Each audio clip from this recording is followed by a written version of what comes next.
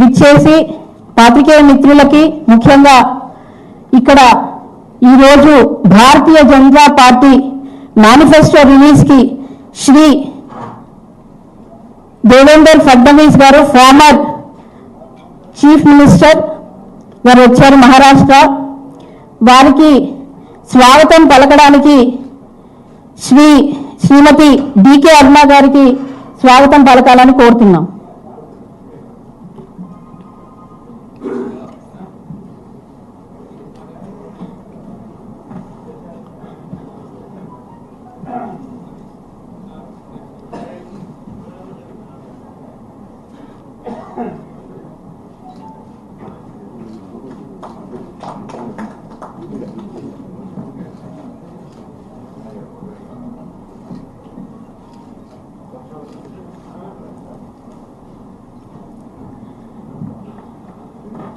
శ్రీ భూపేందర్ యాదవ్ గారికి మన BJP manifesto committee chairman Shri Vivek Venkataswamy గారికి స్వాగతం పలకాలని కోరుతున్నాం.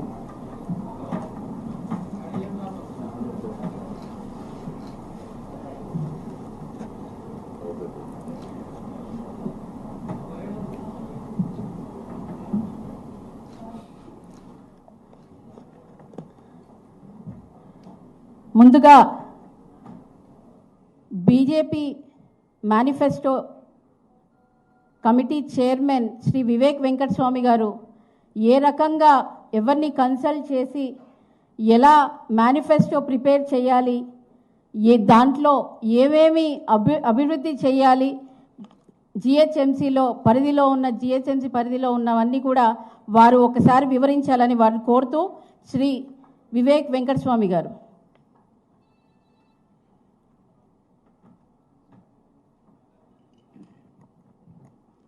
అందరికీ నమస్కారం. స్టేజ్ పైన ఉన్న పెద్దలందరికీ పేరు పేరున వారికి నమస్కరిస్తూ, ఈ బీజేపీ మేనిఫెస్టో చైర్మన్ అయిన తర్వాత నాకు మా ప్రెసిడెంట్ గారు సంజయ్ గారు ఆదేశాలు ఇచ్చారు. ఇది ప్రజల మేనిఫెస్టో ఉండాలి. ప్రజల ఏదైతే సమస్యలు ఉన్నాయో అదే కేవలం ఈ మేనిఫెస్టోలో పెడితే బాగుంటుందని చెప్పి వారు సూచించడం జరిగింది. ఆ కమిటీలో కూడా అప్పుడు కిషన్ రెడ్డి గారు వచ్చి మాకు అందరికీ కూడా సలహాలు ఇచ్చారు. ఈ మేనిఫెస్టో ఇట్లా చేస్తే బాగుంటుందని చెప్పి వారు సూచించడం జరిగింది. అలాగే ఆ కమిటీలో మేము నిపుణులను తీసుకున్నాము. ఎవరైతే ఈ వేరే మున్సిపల్ కార్పొరేషన్స్లో మేనిఫెస్టో చేస్తే ఎలా బాగుంటుందని చెప్పి వాళ్ళని తీసుకొని మా కార్యకర్తలను మా లీడర్స్తో కూడా వారి సలహాలు తీసుకొని మేము ఒక చిన్న యాప్ ప్రిపేర్ చేసినాం. ఒక ఫోన్ నంబర్ ద్వారా లాస్ట్ టైం మా భూపేందర్ యాదవ్ గారు అది ఇనాగ్రేట్ చేశారు. ఆ యాప్ ద్వారా 1,00,000 మంది కన్నా ఎక్కువ మంది రెస్పాండ్ అయ్యారు ఆ యాప్కి. ఆ యాప్ ద్వారా మేము ఈరోజు ఈ మేనిఫెస్టో చేసిన తర్వాత, ఎందుకంటే ప్రజలందరూ కూడా ఆ ఫోన్లో మాట్లాడినప్పుడు ఇదే చెప్పినారు, సార్ టీఆర్ఎస్ పార్టీ మేనిఫెస్టో ఏదైతే రిలీజ్ చేసినారో ఇంతకుముందు చేసిన మేనిఫెస్టో కూడా ఇప్పటి వరకు అమలు చేయలేదు. మళ్ళీ ఈసారి మేనిఫెస్టో ఏదైతే చేశారో దీంట్లో కూడా ఖాళీ ఊహాగానాలు ఉన్నాయి. మేము ఇది చేస్తాం అది చేస్తామన్నారు, ఇంతకుముందే చేయలేదు. మీరు మేనిఫెస్టో చేసినప్పుడు మా ప్రజల సమస్యలు ఏదున్నాయో అవి పెడితే బాగుంటుందని చెప్పి వాళ్ళందరూ కూడా సూచించడం జరిగింది. త్వరలోనే మన దేవేంద్ర ఫడ్నవీస్ గారు ఈ మేనిఫెస్టోని రిలీజ్ చేస్తారు. నాకు మా చర్చించిన తర్వాత మా సీనియర్ లీడర్స్ అందరు బీజేపీలో కూడా వారి అందరికీ డ్రాఫ్ట్ మేనిఫెస్టో పంపించాం. ఎందుకంటే వాళ్ళ ఐడియాస్ కూడా తీసుకొని అందరూ కూడా ఒకటే ప్లాట్ఫామ్ పైన ఉండాలని చెప్పి వారి ఐడియాస్ కూడా తీసుకొని ఇంక్లూడ్ చేయడం జరిగింది. నాకు అనిపిస్తుంది ఈ మేనిఫెస్టో రిలీజ్ అయిన తర్వాత ఏదైతే కంటెంట్స్ ఈ మేనిఫెస్టోలో ఉన్నాయో టీఆర్ఎస్ అధినేత చంద్రశేఖర్ రావు కేటీఆర్ ఏదైతే మొన్న వ్యాఖ్యలు చేసినాడో వాళ్ళందరికీ బుగులు ఆల్రెడీ ప్రారంభమైంది. వీళ్ళు ఓడిపోతున్నారని చెప్పి ఒక ఊహాగానాలు వాళ్ళకి వచ్చినాయి. మేనిఫెస్టో రిలీజ్ అయిన తర్వాత వాళ్ళిద్దరు కూడా పర్మనెంట్ ఫార్మర్స్కి పరిమితం అయిపోతారు. అంత మంచి మేనిఫెస్టో మేము బీజేపీ పార్టీ తరఫు నుంచి మేము రిలీజ్ చేస్తున్నాము. ఎందుకంటే ఇది కేవలము ప్రజలకు వారికి ఉపయోగపడేలాగా ఈ మేనిఫెస్టో ఇంకా ఇంప్లిమెంట్ కూడా చేసే శక్తి ఉంది ఈ మేనిఫెస్టోలో. So thank you very much and I take pleasure in now asking Shruti to introduce our chief guest for the evening, Mr. Devendra Fadnis.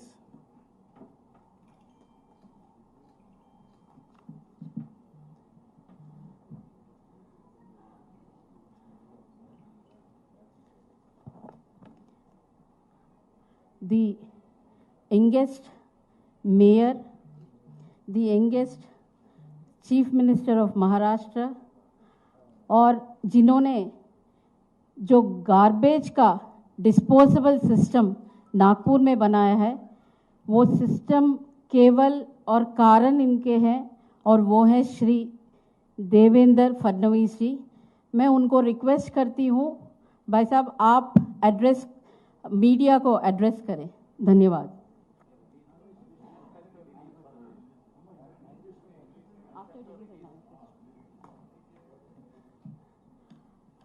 I request Shri Devendra Fadnavis ji, former Chief Minister of Maharashtra, to launch the manifesto.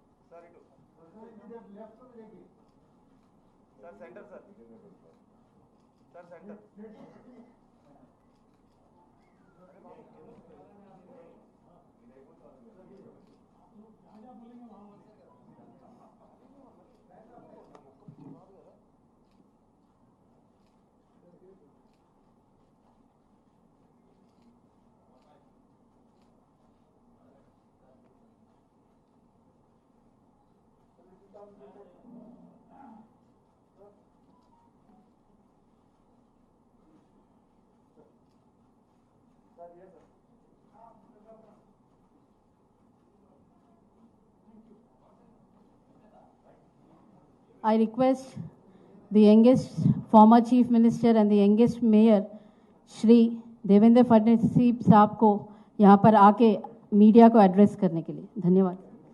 ठीक है sir, वहीं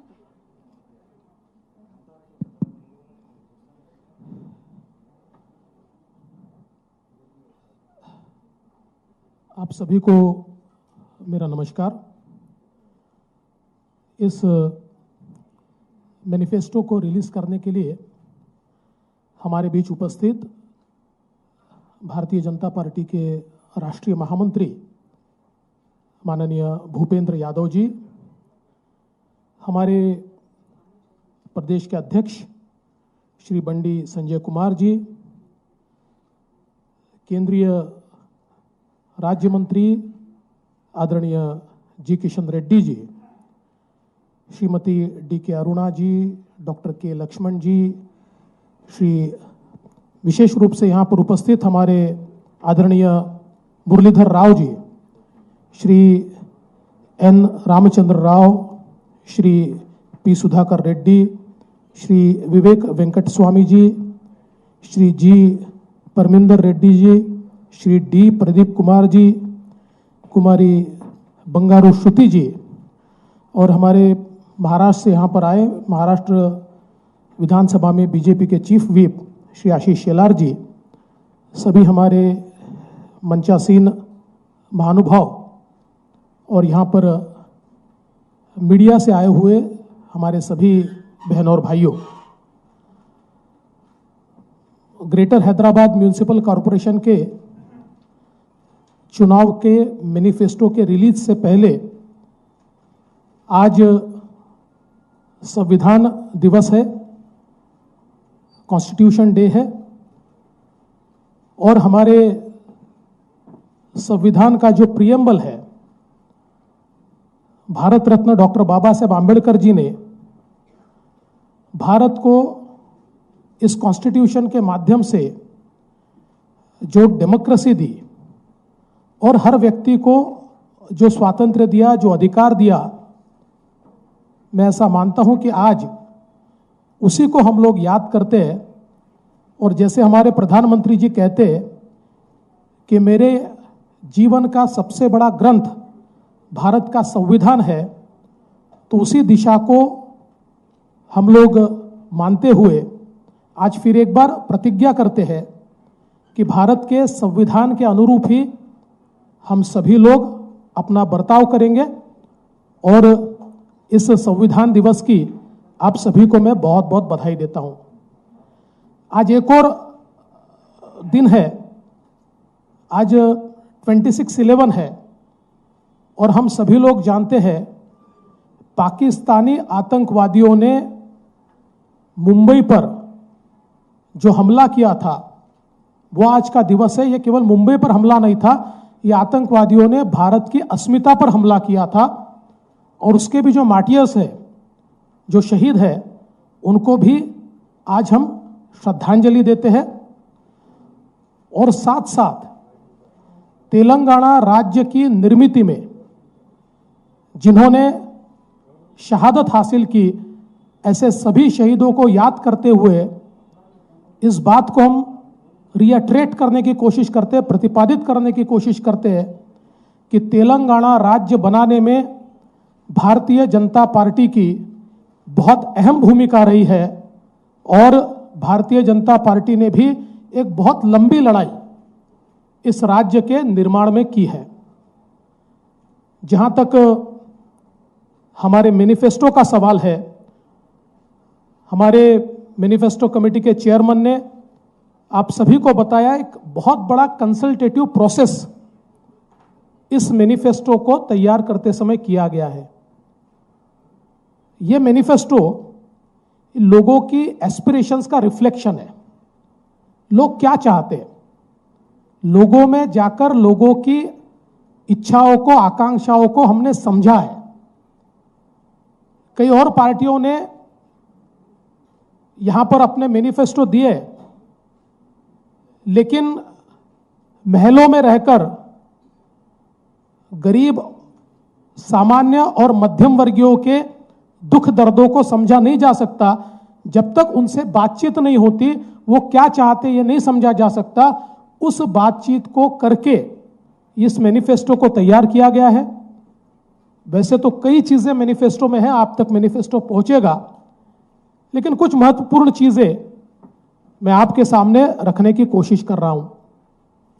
सबसे पहले हम सभी लोग जानते हैं कि भारत को स्वतंत्रता 15 अगस्त 1947 को मिली, किंतु तेलंगाना, महाराष्ट्र का मराठवाड़ा और कर्नाटक का कुछ पोर्शन यह 17 सितंबर 1948 को यहां पर पहली बार तिरंगा झंडा लहराया।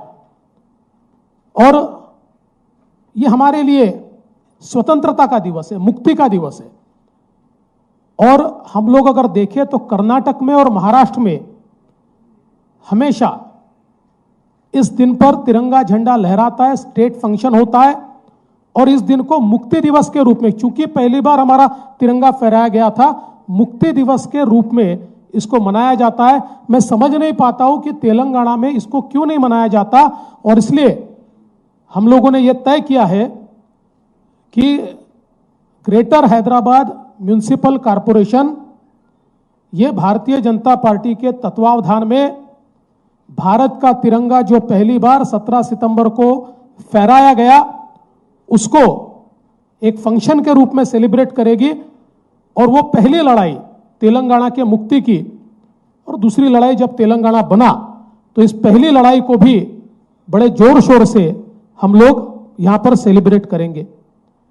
इस मैनिफेस्टो के माध्यम से हैदराबाद की जनता को हम लोग आश्वस्त करना चाहते हैं कि कोरोना की वैक्सीन और वैक्सीनेशन की एक स्ट्रेटेजी ये आदरणीय प्रधानमंत्री जी ने तैयार की है, किंतु हमने हैदराबाद में लगातार ये देखा कि कोरोना के काल में किस प्रकार से आंकड़े सप्रेस किए गए और किस प्रकार से लोगों को प्राइवेट हॉस्पिटल्स के भरोसे छोड़ दिया गया, किस प्रकार से उनको 2 लाख, 4 लाख, 10 लाख, 20 लाख रुपया खर्चा करना पड़ा और सरकारी तंत्र कहीं पर भी उपलब्ध नहीं था।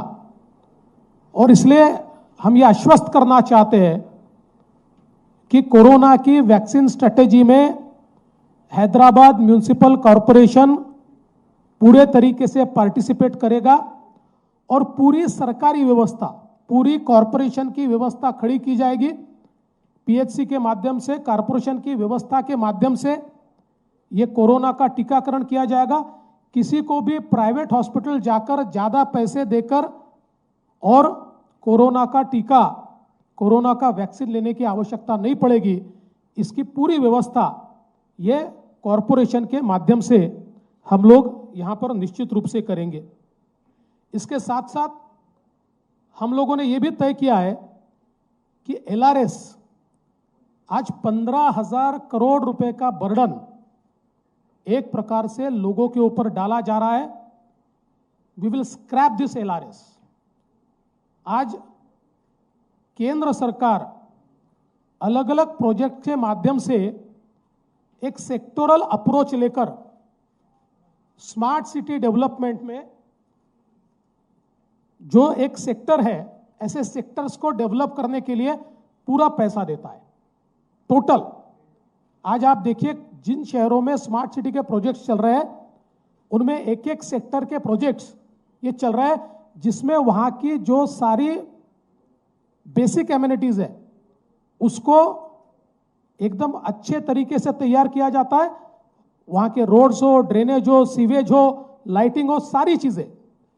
और इसलिए हम लोग ये मानते हैं कि लोगों के ऊपर 15,000 करोड़ रुपए का ये जो बोझा है ये नहीं डाला जाना चाहिए और इसलिए हम लोग इसको स्क्रैप करेंगे और बिल्कुल अच्छे तरीके से इसको प्लान्ड वे में हम ये सारा इंफ्रास्ट्रक्चर जो है वो डेवलप करेंगे। इसके साथ साथ हम सभी लोग जानते हैं जिस प्रकार से इस बारिश में हैदराबाद पूरा डूबा, 25% एरिया तो तकरीबन कंप्लीट फ्लड में था और इतना नुकसान हुआ कि लोगों ने सुसाइड किया, आत्महत्या की, उसकी घटनाएं भी हैदराबाद में हमको देखने को मिली। इतना महत्वपूर्ण शहर है लेकिन ये पानी की निकासी के लिए जो ड्रेनेज की व्यवस्था को अपडेट किया जाना चाहिए वो नहीं किया गया। और सबसे बड़ी बात, इतने बड़े पैमाने पर इंक्रोचमेंट, और ये इंक्रोचमेंट केवल वोट बैंक की राजनीति के लिए किया हुआ इंक्रोचमेंट, और इसलिए उसको वहीं पर बढ़ने दिया गया। आज जो हैदराबाद डूबा वो बारिश के कारण नहीं डूबा, वो म्युनिसिपल कॉरपोरेशन की नीति के कारण डूबा, जिस नीति में इन इंक्रोचमेंट्स को प्रोटेक्ट किया गया, वोट बैंक की राजनीति में प्रोटेक्ट किया गया, और उसका परिणाम यह हुआ कि बहुत बड़े पैमाने पर हैदराबाद के नागरिकों को इसका नुकसान सहन करना पड़ा। और इसलिए एक और इसको प्लान्ड वे में इन इंक्रोचमेंट्स को हम निकालेंगे। लेकिन ऐसा नहीं है कि किसी को बेरोजगार करेंगे, लेकिन जहां पर पानी निकासी की व्यवस्था है वो पानी निकासी की व्यवस्था को ठीक करने के लिए जिनको रिलोकेट करना पड़ेगा उनको रिलोकेट किया जाएगा, और निश्चित रूप से एक प्लान्ड वे में इसका काम किया जाएगा। साथ ही में हम लोगों ने यह भी तय किया है कि यहां पर जिनका नुकसान फ्लड्स में हुआ है उनको डीबीटी के माध्यम से सीधे उनके अकाउंट में 25,000 रुपये 25,000 rupees will be credited through DBT in their accounts. उनको सीधी मदद जो है वो इस मामले में की जाएगी। हम लोग जानते हैं किस प्रकार से यहां पर लोगों को चुनाव से पहले हम आपको 2 रूम का मकान देंगे, इस प्रकार से बताया गया और लोगों को कुछ मॉडल मकान भी दिखाए गए। तो आम आदमी को ये लगा, गरीब को ये लगा कि ऐसा मकान मुझे मिलेगा, तो उसने बड़े खुश होकर इनको वोट किया, लेकिन एक भी मकान नहीं बना और जानबूझकर प्रधानमंत्री आवास योजना को रोकने का काम किया गया और उसमें हम लोग ज़्यादा अच्छा देंगे इस प्रकार से बताकर किसी को कुछ नहीं मिला। मैं महाराष्ट्र का मुख्यमंत्री था, 5 साल में महाराष्ट्र में हम लोगों ने ग्रामीण इलाकों में 10 लाख मकानों का निर्माण किया और शहरों में 5 लाख मकानों का काम शुरू किया और 2 लाख मकानों का और प्लानिंग हम लोग अंतिम स्टेज तक लेकर गए। लेकिन यहाँ पर लोगों को प्रधानमंत्री आवास योजना से पूरे तरीके से दूर रखा गया। हम लोगों का ये प्रॉमिस है कि हैदराबाद म्युनिसिपल कॉरपोरेशन के माध्यम से 1 लाख गरीबों को प्रधानमंत्री आवास योजना का घर, 1 लाख पुअर फैमिलीज को प्रधानमंत्री आवास योजना का घर हम लोग देंगे और उसको हम पूरा करेंगे। और उनका जो घर का सपना है, जो बड़ा सपना दिखाकर एक प्रकार से उनको मूर्ख बनाने का काम यहाँ की सरकार ने किया, टीआरएस की, उसको हम लोग उनका सपना पूरा करेंगे और उनको ये आवास निश्चित रूप से देंगे। इसके साथ साथ हम लोगों ने ये भी तय किया है कि हमारी जो माताएं बहनें, हमारी महिलाएं हैं, उनको हमारा जो ट्रांसपोर्ट है, चाहे वो मेट्रो हो चाहे बस हो, इसमें हम लोग उनको फ्री ट्रैवल की परमिशन देंगे। और ये हमारे जो ट्रांसपोर्टेशन सिस्टम है, इसके साथ हम लोग एक एग्रीमेंट करके उसको जिस प्रकार से सब्सिडाइज करना है उस हिसाब से हम लोग उसको सब्सिडाइज करेंगे, ताकि ये हमारे ट्रांसपोर्टेशन सिस्टम के ऊपर भी बहुत ज़्यादा उसका बोझा न पड़े और हमारी सारी महिलाओं को ये ट्रांसपोर्टेशन सिस्टम में फ्री ट्रैवल करने को मिले। ये भी हम लोगों ने यहाँ पर तय किया है। इसके साथ साथ हम लोगों का ये भी मानना है कि अब कोरोना के समय तो हम लोगों ने देखा कि ऑनलाइन एजुकेशन बहुत बड़े पैमाने पर हुआ, लेकिन जो गरीब है उनका क्या है, उन बच्चों का क्या होगा। और उसके साथ साथ आने वाले दिनों में सभी बच्चों को हम लोगों को ऑनलाइन जोड़ना पड़ेगा और इसलिए हमने तय किया है कि सभी बच्चों को हम लोग फ्री टैब्स देंगे स्कूलों में और उन टैब्स के माध्यम से हम लोग उनको सारे वर्चुअल वर्ल्ड से जोड़ेंगे। और उसके साथ साथ पूरे हैदराबाद में हम लोग जो हमारी कॉरपोरेशन की स्कूलें हैं या बाकी ऐसी महत्वपूर्ण जगह है, ऐसी सब जगह हम लोग हाई क्वालिटी वाईफाई उपलब्ध कराएंगे, ताकि टैब्स के माध्यम से और इस वाईफाई के माध्यम से वे लोग वर्चुअल वर्ल्ड से कनेक्ट हो पाए और अच्छी से अच्छी शिक्षा, क्वालिटी एजुकेशन वे लोग पाए। इस प्रकार का भी संकल्प हमने लिया हुआ है। इसके साथ साथ हमने ये भी तय किया है कि विशेष रूप से जो स्लम एरिया है और जो एससी कॉलोनीज है, यहाँ पर हम लोग 100% प्रॉपर्टी टैक्स वेवर देंगे। 100% property tax waiver to SC colonies and slums, ये हम लोगों ने यहाँ पर तय किया हुआ है। इसके साथ साथ हम लोगों ने ये भी तय किया है कि 125 स्क्वायर यार्ड्स तक के जो प्लॉट्स है, इनके ऊपर जो घर बनेंगे उसको कोई चार्ज नहीं लगेगा। उसके जो सारे चार्जेस है कंस्ट्रक्शन के लिए, जो परमिशंस के लिए जो पैसा भरना पड़ता है, so the permission will be totally free. और ये जो छोटे और हमारे निम्न मध्यम वर्ग के लोग हैं, इनके लिए कोई पैसा उसके लिए हम लोग नहीं लेंगे। हम लोग ये भी प्रॉमिस करते हैं कि हैदराबाद में जो पीने का पानी है घरों को, वो नियमित रूप से दिया जाएगा। उस सिस्टम को इंप्रूव किया जाएगा। उस सिस्टम को विशेष रूप से डिस्ट्रीब्यूशन सिस्टम को इक्विटेबल डिस्ट्रीब्यूशन सिस्टम पर लाया जाएगा। सभी को साफ पानी, सभी को अच्छा पानी मिलेगा और उसके साथ साथ ये पानी हम फ्री देंगे। हम लोग जो घर है उन घरों को हम लोग, कमर्शियल की बात मैं नहीं कर रहा हूं, मैं घरों की बात कर रहा हूं, उनको हम लोग फ्री पानी यहां पर देंगे। हम सभी जानते हैं कि मूसी रिवर जो है, मूसी नदी एक प्रकार से हमारी धरोहर है और हैदराबाद का इतिहास भी इसके साथ बहुत बड़े पैमाने पर जुड़ा हुआ है।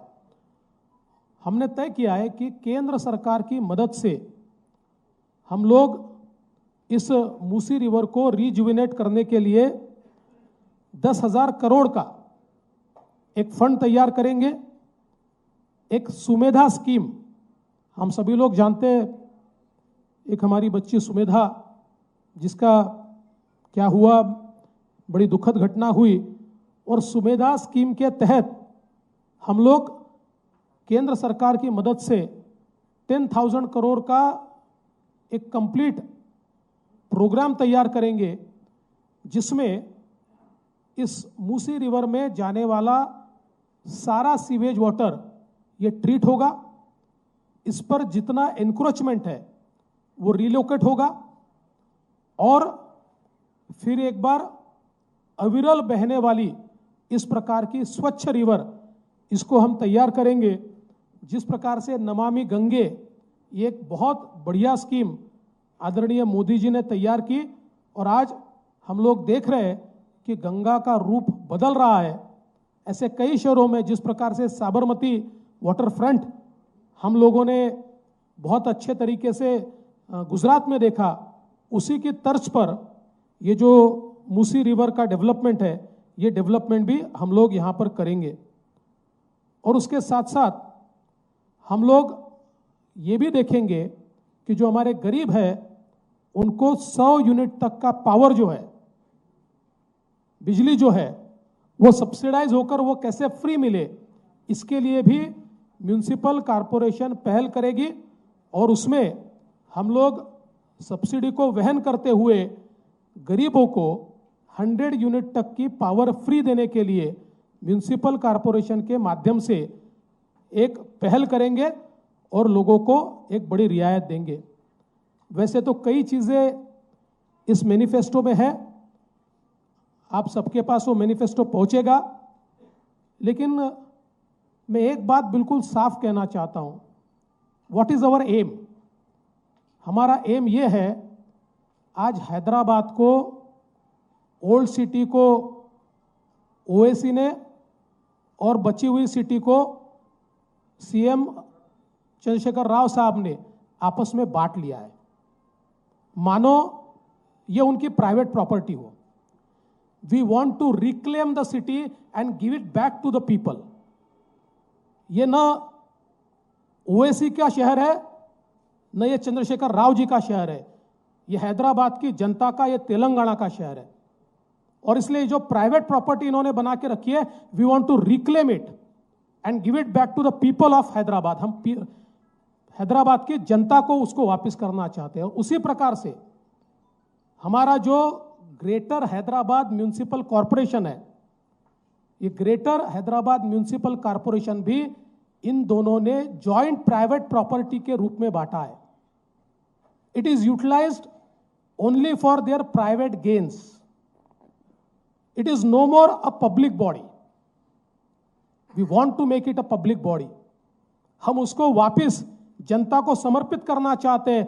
भारतीय जनता पार्टी के महापौर और जो मेंबर्स चुनकर आएंगे, ये सारे के सारे वहां ट्रस्टी होंगे, मालिक नहीं होंगे।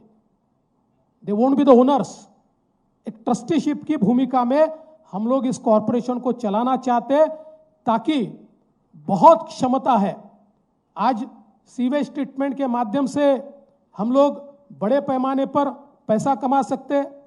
आज हैदराबाद में ये देश की एक बहुत ही महत्वपूर्ण शहर है, और मैं ऐसा मानता हूं कि देश के आज हम लोग जब विचार करते तो दिल्ली, मुंबई, कलकत्ता, मद्रास, इसके साथ साथ पहले इन 4 ही शहरों का नाम आता था, पर मैं ऐसा मानता हूं कि हैदराबाद हो, पुणे हो, ऐसे कई शहर है कि आज इन शहरों का नाम उनके साथ साथ शुमार होता है। लेकिन इस शहर की जो हालत हमको फ्लड्स के बाद देखने को मिली, जो कचरे की हालत देखने को मिली, इसमें से इस शहर को बाहर निकालकर एक आइकॉनिक शहर बने और लोगों का शहर बने, इसके लिए भारतीय जनता पार्टी पूरे तरीके से प्रयास करेगी। ये इस मैनिफेस्टो के माध्यम से हम जनता को आश्वासित करते हैं और हमारा मैनिफेस्टो जनता को समर्पित करते हैं।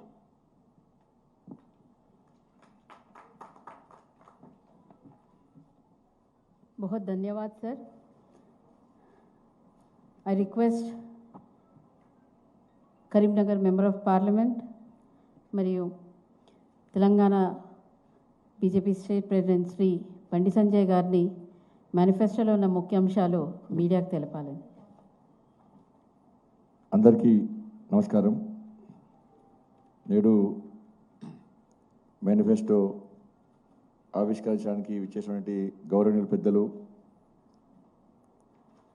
మహారాష్ట్ర మాజీ ముఖ్యమంత్రి వర్యులు శ్రీ దేవేంద్ర ఫడ్నవీస్ గారికి, భారతీయ జనతా పార్టీ జాతీయ ఉపాధ్యక్షురాలు శ్రీమతి డికే అరుణ గారికి, భారతీయ జనతా పార్టీ జాతీయ ప్రధాన కార్యదర్శి గౌరవనీయులు పెద్దలు శ్రీ భూపేంద్ర యాదవ్ గారికి, కేంద్ర హోంశాఖ సహాయ మంత్రులు శ్రీ జి కిషన్ రెడ్డి గారికి, ఓబీసీ మోర్చా జాతీయ అధ్యక్షులు డాక్టర్ కె లక్ష్మణ్ గారికి, భారతీయ జనతా పార్టీ సీనియర్ నాయకులు శ్రీ పి మురళీధరరావు గారికి, తమిళనాడు రాష్ట్ర ఇన్ఛార్జ్ శ్రీ పి సుధాకర్ రెడ్డి గారికి, ముఖ్యంగా అందరి సలహాలను స్వీకరించి అనేక మంది అనుభవజ్ఞులతో కమిటీ వేసి అందరికీ న్యాయం జరిగే విధంగా హైదరాబాద్ నగరాన్ని అభివృద్ధి చేసేటువంటి ఒక దిశలో ఈ మేనిఫెస్టో రూపొందించినటువంటి committee chairman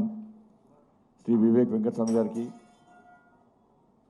MLC Bharatiya Janata Party senior నాయకులు శ్రీ రామచంద్ర గారికి, భారతీయ జనతా పార్టీ రాష్ట్ర ప్రధాన కార్యదర్శులు శ్రీమతి బంగారు శృతి గారికి, శ్రీ ప్రేమేంద్ర రెడ్డి గారికి, శ్రీ ప్రదీప్ కుమార్ గారికి, పాత్రికేయ మిత్రులందరూ కూడా నమస్కారాలు. ఒక మంచి ఆలోచనతో భారతీయ జనతా పార్టీ ఈ మేనిఫెస్టోను రూపొందించడం జరిగింది. 5,000 రూపాయలు సంపాదించే వారి నుంచి మొదలుకొని 1,00,000 రూపాయలు సంపాదించే వారి వరకు హైదరాబాద్లో ప్రతి ఒక్కరూ సంతోషంగా ఉండే విధంగా ఈ మేనిఫెస్టో రూపొందించడం జరిగింది. హైదరాబాద్ ప్రజలకు అభివృద్ధి, ఆత్మగౌరవం రెండు ముఖ్యమే. ఈ రెండింటిని ప్రతిబింబించే విధంగానే ఈ మేనిఫెస్టోను రూపొందించడం జరిగింది. దానిలోని వారు చెప్పినటువంటి ముఖ్య అంశాలను మీ ముందు ఇలా ప్రకటించే ప్రయత్నం చేస్తాను. ప్రజలందరికీ కేంద్ర ప్రభుత్వ సూచనలకు అనుగుణంగా కరోనా వ్యాక్సిన్ అందించడం, కరోనా టెస్టులు, దాంతోపాటు జనాభాకు అనుగుణంగా పిఎస్సి సెంటర్ల ఏర్పాటు, పేదలు మధ్యతరగతి నడ్డివేసినటువంటి ఎల్ఆర్ఎస్ను పూర్తిగా రద్దు చేయడం, దాదాపు దీని ద్వారా 15,000 కోట్ల రూపాయలను ఆర్జించడానికి ప్రజలు నడ్డి విరిచే విధంగా చేసినటువంటి ప్రభుత్వం యొక్క టీఆర్ఎస్ ప్రభుత్వం యొక్క విధానాలకు వ్యతిరేకంగా దాన్ని పూర్తిస్థాయిలో రద్దు చేసి ఈ 15,000 కోట్ల రూపాయల భారం హైదరాబాద్ ప్రజల మీద పడకుండా విముక్తి కలిగించే విధంగా మేము ప్రయత్నం చేస్తాం. మొన్నటి వరదలో నష్టపోయినటువంటి బాధితులకు ప్రతి ఇంటికి 20,000 రూపాయల చొప్పున నేరుగా వాళ్ళ అకౌంట్లో జమ చేసే విధంగా ఇవాళ ప్రయత్నించడం ఈ మేనిఫెస్టో రూపొందించడం జరిగింది. అర్హులందరికీ ప్రధానమంత్రి ఆవాస్ యోజన కింద గృహ నిర్మాణం. ఇప్పుడే వారు చెప్పారు, భారతీయ జనతా పార్టీ పాలిత రాష్ట్రాల్లో, భారతీయ జనతా పార్టీ అధికారంలో ఉన్నటువంటి ప్రాంతంలో ప్రధానమంత్రి ఆవాస్ యోజన కింద పూర్తి స్థాయిలో గృహ నిర్మాణాలు జరుగుతున్నాయి. కాబట్టి దాన్ని దృష్టిలో ఉంచుకొని ఈ హైదరాబాద్లో కూడా అర్హులందరికీ ప్రధానమంత్రి ఆవాస్ యోజన కింద గృహ నిర్మాణాలు చేపట్టడం, మెట్రో రైలు, సిటీ బస్సుల్లో మహిళలకు ఉచితంగా ప్రయాణం చేసే విధంగా సౌకర్యం కల్పించడం, గ్రేటర్ పరిధిలోని ప్రభుత్వ పాఠశాలల విద్యార్థులకు ఉచిత ట్యాబ్లు, ఆన్లైన్ క్లాసులకు వీలుగా బస్తీల్లో ఉచితంగా వైఫై, దాంతోపాటు విద్యా సంస్థల్లో పేదలకు ఇబ్బంది అయ్యే విధంగా ఉన్నటువంటి ఫీజులను నియంత్రించే విధంగా చర్యలు తీసుకోవడం, ఎస్సీ కాలనీలు బస్తీలోని ఇళ్లకు ఆస్తి పన్నును మాఫీ చేయడం, 125 గజాల లోపు ఇళ్ల నిర్మాణాలకు ఉచితంగా అనుమతి ఇవ్వడం, ప్రజల తాగునీటి తిప్పలను తీరుస్తూ ఉచితంగా ఇంటింటికి నల్లా కనెక్షన్ ఇవ్వడం, ఉచితంగా నీటిని సరఫరా చేయడం, హైదరాబాద్ భాగ్యరేఖగా విలసిల్లి ఇప్పుడు మురికి కూపంలా మారినటువంటి మూసీ నదిని ప్రక్షాళన చేయడం, మూసీ తీర ప్రాంతాల అభివృద్ధి, చెరువులు నాలాల ఆక్రమణ తొలగించడం, రూపాయలు 10,000 లోపు 10,000 కోట్ల ప్రత్యేక నిధితో ఓపెన్ నాలాలు డ్రైనేజ్ అధికారణ, దీనికోసం ప్రత్యేకంగా సుమేధ పేరుతో కొత్త చట్టం తీసుకురావడం, 100 యూనిట్ల లోపు ఉచిత విద్యుత్ ఉపయోగించేటువంటి పేద గృహాలకు ఫ్రీగా విద్యుత్ అందించడం, కుల వృత్తులకు ఉచిత విద్యుత్తు మరియు రుణ సదుపాయం కల్పించడం, ఇవన్నీ కూడా ముఖ్యమైన విషయాలను ఈరోజు మీ మీద ప్రకటించడం జరిగింది. భారతీయ జనతా పార్టీ దాదాపు దేశవ్యాప్తంగా 80% పైగా మున్సిపాలిటీలో భారతీయ జనతా పార్టీ పాలన కొనసాగిస్తూ ఉన్నది. ఈ అన్ని మున్సిపాలిటీలో, కార్పొరేషన్ నగరాల్లో ప్రత్యేకంగా మేనిఫెస్టో రూపొందించడం, ప్రజలకు అనుగుణంగా ప్రజల అవసరాలను గుర్తించి మేనిఫెస్టో రూపొందించడం వల్లనే, దానికి అనుగుణంగా పాలన కొనసాగించడం వల్లనే వాళ్ళ 80% పైగా మున్సిపాలిటీలో, కార్పొరేషన్లో భారతీయ జనతా పార్టీ అధికారంలో ఉందంటే వాళ్ళ తెలంగాణ రాష్ట్రంలోని భాగ్యనగర్ ప్రజలకు మేము అప్పీల్ చేస్తూ ఉన్నాం. అభివృద్ధి జరగాలంటే వాళ్ళ భారతీయ జనతా పార్టీకి అవకాశం ఇవ్వండి. అన్ని పార్టీలకు అవకాశం ఇచ్చారు. ఒక్కసారి భారతీయ జనతా పార్టీకి అవకాశం ఇవ్వండి. మీ ముందుటువంటి మేనిఫెస్టోను పూర్తి స్థాయిలో అమలు చేసే విధంగా, మీకు అండగా ఉండే విధంగా ఇలా భారతీయ జనతా పార్టీ ఈ మేనిఫెస్టో రూపొందించింది మీ ముందుకు వస్తున్నది. కేంద్రంలో భారతీయ జనతా పార్టీ అధికారంలో ఉంది. అభివృద్ధి చేసేటువంటి అవకాశం మాకు ఇవ్వండి. అన్ని పార్టీలకు అవకాశం ఇచ్చారు. ఈసారి భారతీయ జనతా పార్టీకి అవకాశం ఇవ్వాలని కోరుతా ఉన్నాం. మేము గతంలో అనేక పార్టీలు ఇదే విధంగా మేనిఫెస్టో రూపొందించినాయి.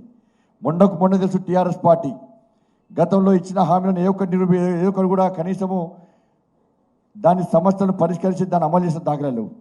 చివరకు టీఆర్ఎస్ పార్టీ వెబ్సైట్ నుంచి కూడా ప్రజలు ఈ ఎన్నికల సందర్భంగా టీఆర్ఎస్ పార్టీ నాయకులు వస్తే ప్రశ్నిస్తారు, నిలదీస్తారు, అడ్డగిస్తారు అని చెప్పి భయంతో వాళ్ళ వెబ్సైట్ నుంచి కూడా టీఆర్ఎస్ పార్టీ మేనిఫెస్టోను ఇలా డిలీట్ చేసిందంటే, తీసేసిందంటే వాళ్ళు ఇచ్చిన మేనిఫెస్టో మీద వాళ్ళకే నమ్మకం లేదు అని చెప్పి విషయాన్ని ఇలా తెలంగాణ భాగ్యనగర ప్రజలకు స్పష్టం చేస్తున్నాం.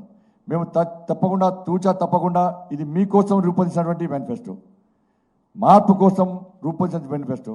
కాబట్టి ఒక్కసారి భారతీయ జనతా పార్టీ మీకోసం రూపొందించినటువంటి మేనిఫెస్టోను గుర్తించండి, చదవండి. భారతీయ జనతా పార్టీకి అవకాశం ఇవ్వాల్సిందిగా ఈ వేదిక ద్వారా భాగ్యనగర ప్రజలకు విజ్ఞప్తి చేస్తూ, అన్ని వర్గాల ప్రజలను దృష్టిలో ఉంచుకునే దీన్ని రూపొందించడం జరిగింది. తప్పకుండా మీరందరూ ఈ ఎన్నికల్లో భారతీయ జనతా పార్టీని గెలిపిస్తారని చెప్పి, అవకాశం ఇస్తారని చెప్పి అందరికీ విజ్ఞప్తి చేస్తూ సెలవు తీసుకుంటాను. భారత్ మాతాకి జై. ధన్యవాదాలు సార్. ఇప్పుడు మీడియా ఏదైనా ప్రశ్నలు అడగాలనుకుంటే అడగవచ్చు. మైక్ తీసుకెళ్ళండి. మైక్ తీసుకెళ్ళండి.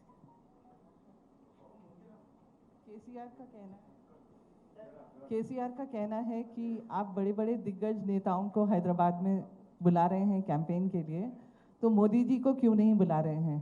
और देखा गया है कि बिहार के इलेक्शंस में जब मोदी जी ने कैंपेन किया था तो जो बीजेपी पार्टी का पोजीशन था 2019 में, वो 222 सीट थे, वो गिरकर 65 सीट्स हो गए. तो मोदी को क्यों नहीं बुला रहे हैं? और बीजेपी यहाँ तक पहुँच गई है कि वो शायद ट्रम्प को भी बुलाएं कैंपेन के लिए। और एक सवाल सर, कोई भी दे सकते हैं, just one more sir, related question sir. He says BJP बेचो इंडिया है और हम सोचो इंडिया है, तो उसके ऊपर भी आप कमेंट करें। जब कोई आदमी हार के डर से अपने होश हवास खो बैठता है, जब कोई आदमी अपने करप्शन को छुपाने के लिए झूठ बोलने का सहारा लेता है, और जैसा माननीय देवेंद्र जी ने बताया कि लोकतंत्र की सबसे बड़ी विडंबना ये है कि लोकतंत्र को बंधक बना करके पूरे शासन को अपने परिवार की प्रॉपर्टी में बदल देता है। भारतीय जनता पार्टी के कार्यकर्ता इस भ्रष्ट निकम्मी सरकार को बदलने के लिए पर्याप्त हैं। केसीआर जी, होश में आओ। तेलंगाना की जनता आपसे आपकी करप्शन का हिसाब मांग रही है, उसको जनता के सामने रखो।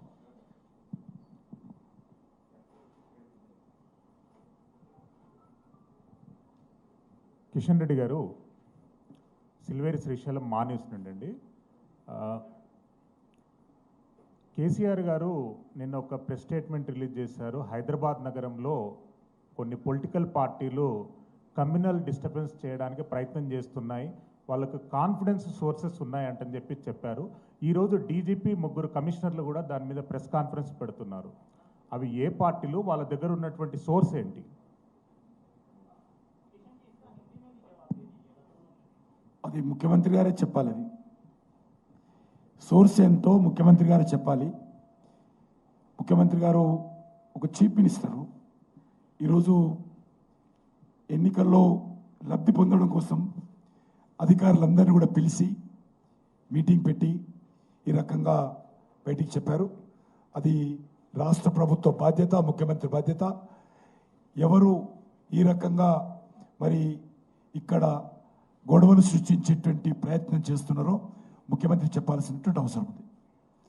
మీడియా వాళ్ళకి ఒక మనవి, మేనిఫెస్టో మీద దయచేసి ప్రశ్నలు అడగండి. किशन जी, इसका हिंदी में भी अगर जवाब दे दें। और बीजेपी के लीडर्स पे अभी हैदराबाद पुलिस ने तेजस्वी सूर्या के ऊपर भी केस बुक किया हो, उनके उस्मानिया यूनिवर्सिटी के विजिट के ऊपर।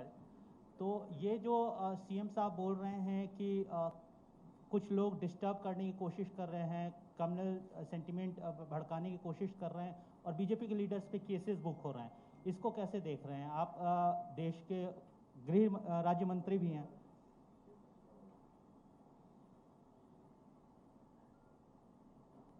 जो तेजस्वी सूर्या वो यूथ विंग के अध्यक्ष है, उस्मानिया यूनिवर्सिटी में यूथ रहते हैं, उनका मिलने का अधिकार उनका पूरा है. कोई उस्मानिया यूनिवर्सिटी में कोई रिस्ट्रिक्टेड प्लेस नहीं है, पूरा छात्र रहते हैं. एक युवा संसद है, यूथ विंग के नेशनल प्रेसिडेंट है. वो छात्रों से मिलने के गए तो क्यों पुलिस रोका है, क्यों उनको ऊपर केस लगा है? और भारतीय जनता पार्टी कार्यकर्ता कोई केस से डरने वाले नहीं है. हम कोई गलत काम नहीं करेंगे, मगर जनता के हित के लिए जो भी करेंगे वो शासन के द्वारा ही करेंगे.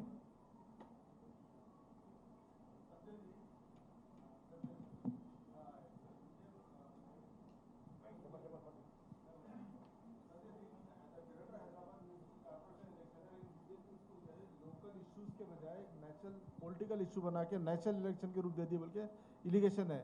चूंकि जीएचएमसी के तो लोकल इशू को नेग्लेक्ट कर रही है बीजेपी. बोल మరి ఢిల్లీ పార్టీ, గల్లీ పార్టీ, ఢిల్లీ నుంచి గల్లీ దాకా ఉన్న సమస్యలు కూడా ప్రస్తావిస్తాం. కాబట్టి మా పార్టీ ఏం చేయాలో మేము ఆలోచించుకుంటాం. టీఆర్ఎస్ పార్టీ చెప్తే మేనిఫెస్టో రూపొంది, టీఆర్ఎస్ పార్టీ చెప్తే ప్రచారం చేయం. మేము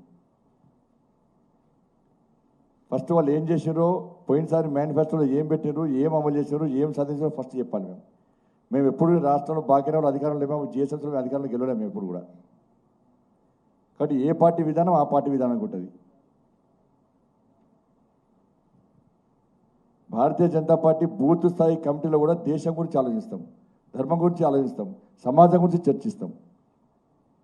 భాగ్యనగర్ ఎన్నికలు కూడా దేశ అభివృద్ధి, దేశ భద్రతను ముడిపడినటువంటి భాగ్యనగరం ఇది. కాబట్టి అన్ని విషయాలు ప్రస్తావిస్తాం, అన్ని విషయాలు చర్చిస్తాం. భాగ్యనగర్ ప్రజలు కూడా ఆ ఆలోచన ఉన్నది, ఆ ఆవేశం ఉన్నది. కానీ దాని గురించి ఆలోచిస్తాం, తప్పకుండా ఆలోచిస్తాం, దేశం గురించి ఆలోచిస్తాం, భాగ్యనగర్ గురించి కూడా ఆలోచిస్తాం. ఒక విషయము, కేటీఆర్ గారు 50 प्रश्न వేశాడు. 50 प्रश्न केसीआर हमारा पार्टी को दिया है. उसमें कितने स्टेट है, स्टेट इश्यूज है, कितने नेशनल इश्यूज है. 50 का 50 पूरा नेशनल इश्यूज हमारा ऊपर है. को वो उल्टा बोलते हैं नेशनल इश्यूज उठाए, हम कभी नहीं उठाए. हम उठा रहे 2 बेडरूम का इश्यू, हम उठा रहे बरसात का पानी से 40 लाख मर गए हैदराबाद में, ये उठा रहे. हैदराबाद में जो ड्रेनेज का पानी उठा रहे, टैंक बंड का पानी क्लीनिंग का बात में हो रहा है. अभी जो मैनिफेस्टो में लगा वो हम भारतीय जनता पार्टी कभी नेशनल इश्यूज नहीं उठाया. इस म्युनिसिपल चुनाव में हम सिर्फ लोकल इश्यूज उठाया. केटीआर ने पूरा नेशनल इश्यू उठा के क्वेश्चन डाले. आपके पास नोट है, एक बार पढ़ लीजिए.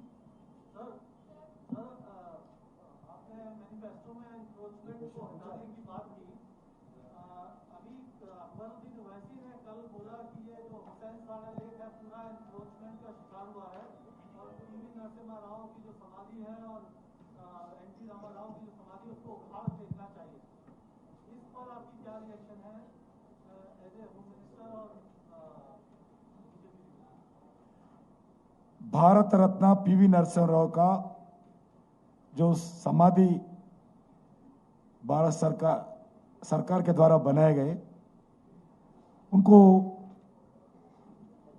जो उसको तोड़ने का अधिकार किसको भी नहीं है. ना मजलिस पार्टी को अधिकार है, ना टीआरएस पार्टी अधिकार है. इसी विषय पर मुख्यमंत्री जी का कमेंट अभी तक नहीं आया. एनटी रामाराव जी पूरे तेलुगु समाज के एक बहुत बड़ा एक्टर था, एक बहुत बड़ा नेता था, एक अच्छे मुख्यमंत्री के नाते काम किया था. हम रिस्पेक्ट करते हैं हमारा पार्टी. पीवी नरसिम्हा राव को रिस्पेक्ट करते हैं, एनटी रामाराव को रिस्पेक्ट करते हैं. हमारा साथ मिलके काम किया है.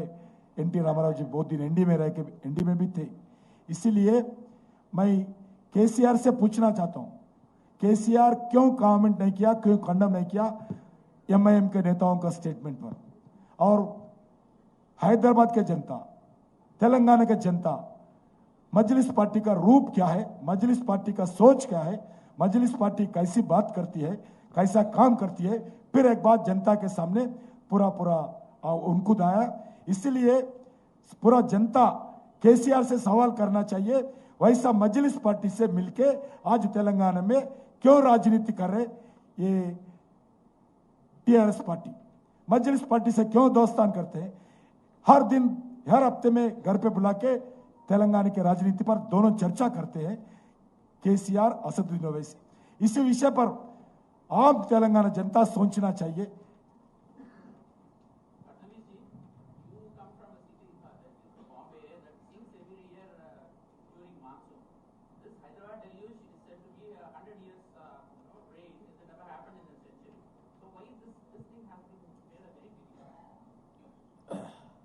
देखिए, दोनों शहरों में अंतर यह है कि मुंबई ये समुद्र के किनारे पर है, तो जब हाई टाइड होता है उस समय और टॉरेंशियल रेन्स होते हैं, ऊपर से पानी आता है और पानी शहर के बाहर नहीं जा सकता, उसको पंप आउट करना पड़ता है. लेकिन वहाँ पर भी हमने ये कहा है कि अगर वहाँ की म्युनिसिपल कॉरपोरेशन बीजेपी लीड करती तो अभी तक हमने सारे के सारे पंपिंग स्टेशन बना दिए होते. मैं जब सीएम था उस समय मैंने केंद्र सरकार से जो पंपिंग स्टेशंस अटके हुए थे उन पंपिंग स्टेशंस की सारी परमिशंस और सारे क्लियरेंसेस उस समय लाए. तो मुझे लगता है कि वहाँ की और यहाँ का कंपैरिजन इसी एक कारण से नहीं हो सकता है. కిషన్ రెడ్డి గారు, నేను మధు అండి, భారత్ టుడే నుంచి. ఇక్కడ సార్ ఇటు ఓకే. హైదరాబాద్లో రోహింగ్యాలు లేరు అని చెప్పేసి టీఆర్ఎస్కి సంబంధించిన వాళ్ళు చెప్తా ఉన్నారు. నిన్న మంత్రి కూడా మాట్లాడారు, తలసాని శ్రీనివాస్ యాదవ్ గారు. అసలు రోహింగ్యాలు ఎంతమంది ఉన్నారు హైదరాబాద్లో, మీ దగ్గర ఏమైనా లెక్క ఉందా? మీకు ఒకటి క్వశ్చన్, ఇంకో సేమ్ దీనికి రిలేటెడ్ క్వశ్చన్ ఒకటి బండి సంజయ్ గారికి. సార్ బండి సంజయ్ గారు, ఓల్డ్ సిటీ డెవలప్మెంట్ 400 సంవత్సరాల నుంచి ఓల్డ్ సిటీ డెవలప్మెంట్ లేదు అని చెప్పారు. ఈసారి ప్రత్యేకంగా ఫండ్ ఇస్తామంటున్నారు మీరు. అసలు సీఎం కేసీఆర్ ఓల్డ్ సిటీకి రావాలంటేనే పర్మిషన్ తీసుకొని రావాలి అనేది ఎంఐఎం వాళ్ళు చెప్తున్నారు. సార్ మీరు చెప్పిన తర్వాత మీరు ఈ విషయం పైన ఎట్లా మీరు డెవలప్ ఎట్లా చేస్తారు, ఎట్లా పోతారు ఓల్డ్ సిటీకి? హైదరాబాద్లో రోహింగ్యాస్ ఉన్నారు. రాష్ట్ర ప్రభుత్వము లిఖితపూర్వకంగా కేంద్ర ప్రభుత్వానికి వివరాలు పంపింది. మా కేంద్ర ప్రభుత్వం ద్వారా పూర్తి సమాచారం ఉంది హైదరాబాద్లో రోహింగ్యాస్ ఉన్నారని. కాబట్టి మేము ఎప్పటికప్పుడు దాని మీద దేశవ్యాప్తంగా కొన్ని ప్లేస్లలో రోహింగ్యాస్ ఉన్నారు, దాని మీద మేము ఎప్పుడు సమీక్ష చేస్తున్నాం, వివరాలు సేకరిస్తున్నాం. దానిపైన సరైన సమయంలో రాష్ట్ర ప్రభుత్వానికి దానికి సంబంధించినటువంటి నిర్ణయం తీసుకుంటాం. హలో, ముఖ్యమంత్రి ఓల్డ్ సిటీకి రావాలంటే ముఖ్యమంత్రి గారు కూడా పర్మిషన్ తీసుకోవాలంటే మేము అదే భాగ్యనగర ప్రజలు సూచిస్తూ ఉన్నాం. ఎంఐఎం కనుక మేరైతే ఈ రాష్ట్రంలో 2 ముఖ్యమంత్రులు కాబోతున్నారు, 2 జెండాలు ఎగరబోతున్నాయి. దీన్ని భాగ్యనగర ప్రజలు స్వాగతిస్తారా?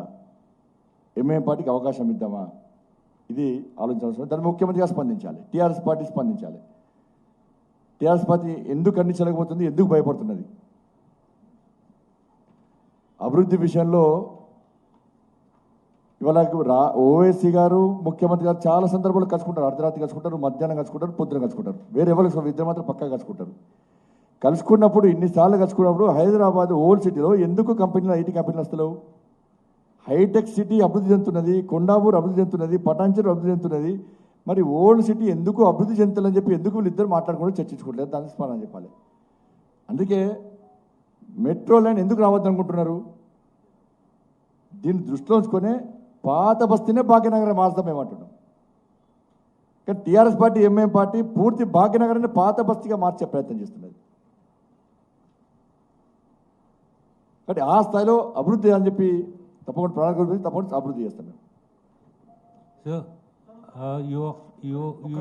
ఒక్క నిమిషం దయచేసి మీ అందరినీ రిక్వెస్ట్ చేస్తా ఉన్నాను. ఈ యొక్క జిహెచ్ఎంసీ మేనిఫెస్టో మహారాష్ట్ర నుంచి మా మాజీ ఉప ముఖ్యమంత్రి గారు, మా ఆల్ ఇండియా జనరల్ సెక్రటరీ అందరూ వచ్చి తెలంగాణ ప్రజల ముందు, ప్రధానంగా హైదరాబాద్ నగర ప్రజల ముందు పెట్టారు.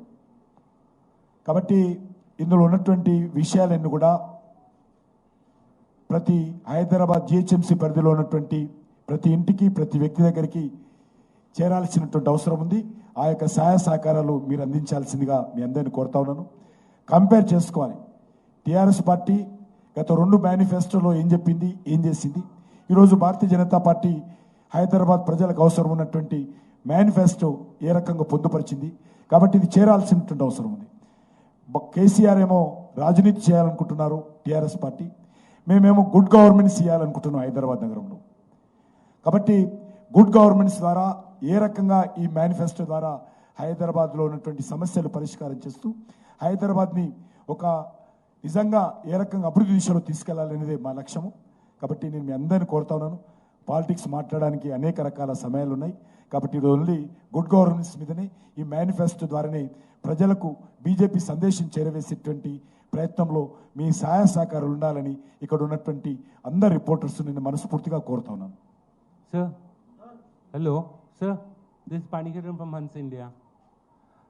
You assured people to, you assured private schools to give certain concessions in your manifesto.